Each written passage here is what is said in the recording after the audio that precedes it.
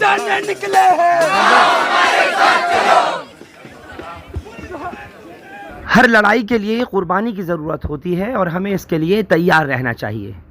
जमीयत उलमा हिंद के सदर मौलाना महमूद मदनी की तकरीर के ये वो अल्फाज हैं जो मैं आपको जंतर मंतर की उस वक्त की जब मुस्लिम पर्सनल लॉ बोर्ड ने वक्फ अमेंडमेंट बिल 2024 की मुखालफत में लोगों को बुलाया था। मौलाना महमूद मदनी ने क्या कुछ कहा था, उनसे पहले सुनिए MIM चीफ असदुद्दीन ओवैसी को, जिन्होंने साफ तौर पर कहा कि प्रधानमंत्री मोदी का मकसद सिर्फ और सिर्फ मंदिर मस्जिद के नाम पर मुसलमानों को लड़ाना है। पहले सुनिए असदुद्दीन ओवैसी को और उनके बाद फिर मौलाना महमूद मदनी को। ज़मज़म की महक, इश्क का पैगाम, रिवायतों का अक्स, मोहब्बत का नाम, छूटे ना ये जादू, रहे साथ हर पल, ज़मज़म के इत्र से महके हर पल, ज़मज़म परफ्यूमस, जहाँ हर खुशबू एक कहानी बुनती है।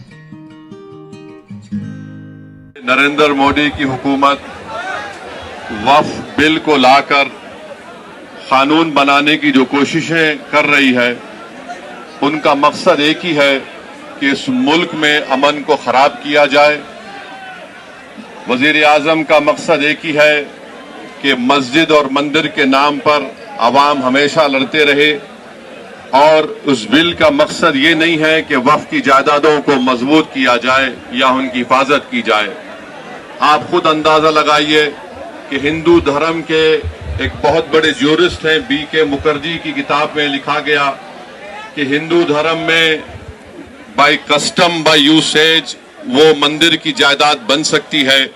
तो नरेंद्र मोदी वक्फ के वक्फ बाय यूजर को इस तरह से खत्म कर रहे हैं कि अगर कोई डिस्प्यूट होगा या गवर्नमेंट प्रॉपर्टी होगी तो वक्फ बाय यूजर नहीं रहेगा।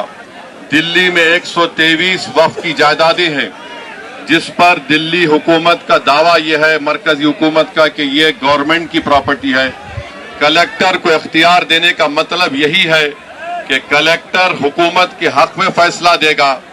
जिस मस्जिद के इमाम हमारे भाई मौलाना मोहिबुल्लाह नदवी साहब है, वहां पर मरकजी हुकूमत कहती है कि वो गवर्नमेंट की प्रॉपर्टी है। अगर कल खुदा ना खास्ता ये कानून बनेगा तो कोई भी जाकर मरकजी हुकूमत की तरफ से, दिल्ली सरकार की तरफ से वहां पर एक नोटिस लगा देगा कि ये वक्फ की प्रॉपर्टी नहीं है।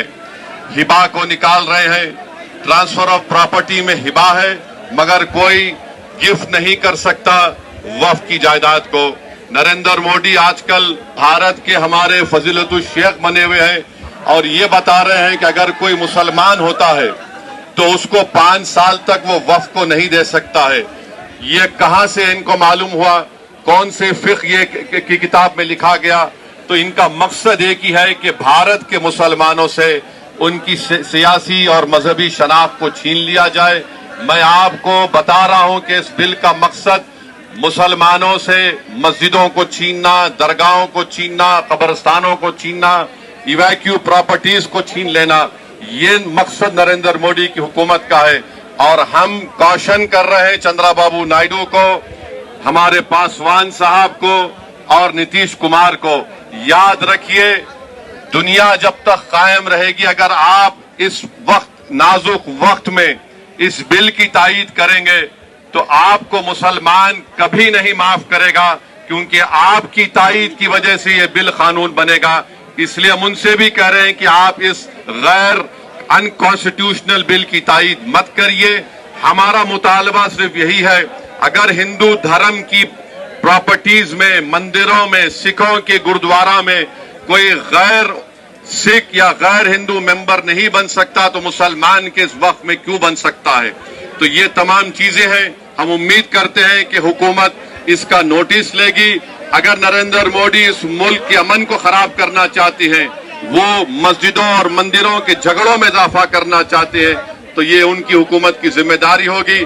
मैं यहाँ पर शुक्रिया अदा करना चाहूंगा हमारे ज्वाइंट वर्किंग कमेटी पार्लियामेंट के तमाम अराकीन का, और खास तौर से कल्याण बनर्जी साहब का, TMC के राजा साहब का, DMK का, हमारे नासिर भाई का और मुहिबुल्लाह नदवी साहब का। हमने तमाम बड़ी कोशिशें की, हमने अपनी अपनी डिसेंट रिपोर्ट को दिया, اور یہ انکانسٹیٹیوشنل ہے. اس کا کوئی بھی فائدہ وقف کو نہیں ہوگا. صرف وقف بورڈ کو برباد کرنے کے لیے, وقف جائیدادوں کو لوٹنے کے لیے حکومت یہ اینٹی کانسٹیٹیوشنل اور اینٹی مسلم کام کرنے جا رہی ہے. بہت بہت شکریہ.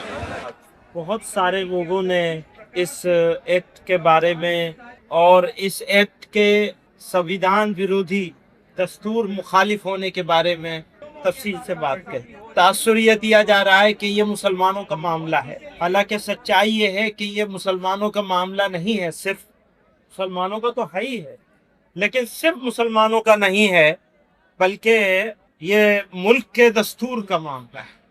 اس ملک کے دستور سازوں نے، ماڈرن انڈیا کے جو آرکیٹیکٹ تھے، انہوں نے جو خاکہ بنایا تھا اس ملک کا، اس کو یہ لوگ توڑ دینا چاہتے، توڑنے کی سمت میں چل رہے ہیں.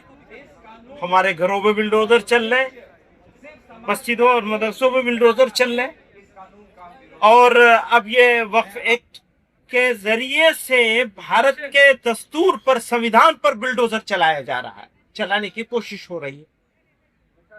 تو میں اس کی مخالفت تو ہر حال میں کرنی ہے، لیکن آگے کا لائحہ عمل کیا ہوگا، آگے کیسے کیا جائے گا، یہ لڑائی کیسے لڑی جائے گی. جیسا کہ سب لوگوں نے کہا کہ یہ شروعات ہے، تو جب کسی چیز کی شروعات اتنی خوبصورت ہو تو اس کی جوانی اور اس کا شباب کتنا خوبصورت ہوگا. مجھے ہمارے سکھ سماج کے ذمہ دار، میں ان کو مبارکباد دینا چاہتا ہوں، اور یقیناً یہ لڑائی سب لوگوں کی ہے، اور اگر اس لڑائی کو اکیلے لڑا جائے گا تو ہو سکتا ہے تھوڑی دن کے لیے وہ جیت جائیں. لیکن ایک بات کا یقین ہے، میں اپنے مسلمانوں سے اور فکر مند سٹیزن سے، بھارت کے جو لوگ چنتا میں ہیں کہ یہ بھارت جا کیا کہاں رہا ہے، بنایا کیا جا رہا ہے، یہ جو میجورٹورین اسٹیٹ بنانے کی کوشش ہو رہی ہے، اس کا بہترین جواب ہے جو انہوں نے کہا ہے کہ یہ اقلیتوں کی اکثریت کا ملک ہے، اور صرف ہمیں نہیں جمع ہونا ہے بلکہ ہمیں اپنے ساتھ اور بھی سب کو جمع کرنا ہے. ایک بات یہ ہے. دوسری بات یہ ہے، ہر لڑائی کے لیے قربانی کی ضرورت ہوتی ہے. آپ لڑائی لڑیں گے اور آرام سے بیٹھے رہیں گے، کام نہیں. اور جو بات انہوں نے کہی کہ بس انف، بہت ہو گیا، تو قربانی دینے کے لیے ہمیں تیار ہونا چاہیے. میں مہمانوں کا وقت نہیں لوں گا، میں تو اندر کا آدمی مہمان نہیں ہوں، بہت سارے مہمان یہاں موجود ہیں. تو میں ایک شعر پہ اپنی بات ختم کرنا چاہتا ہوں. یہ آگے کا عزم ہے ہمارا. تھوڑی تکلیفیں رسن، کلیم عاجز مرحوم نے کہا تھا، تھوڑی تکلیفیں رسن پھر تھوڑی سی تکلیف دار. رسن کہتے ہیں جیل کو. تو اب صرف سڑک سے کام نہیں چلے گا. تھوڑی تکلیفیں رسن پھر تھوڑی سی تکلیف دار، اس کے بعد ہے دوستو آرام ہی آرام ہے.